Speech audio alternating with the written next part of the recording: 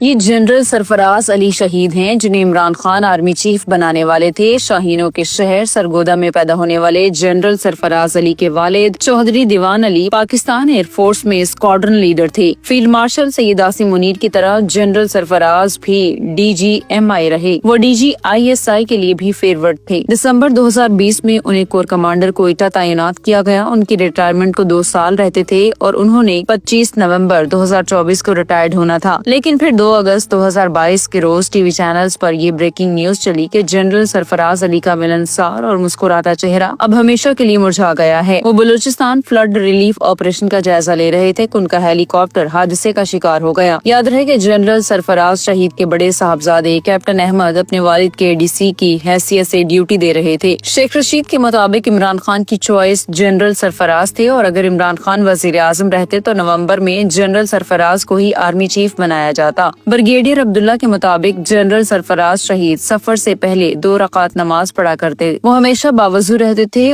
اور وہ جب شہید ہوئے تو اس وقت بھی وضو میں تھے۔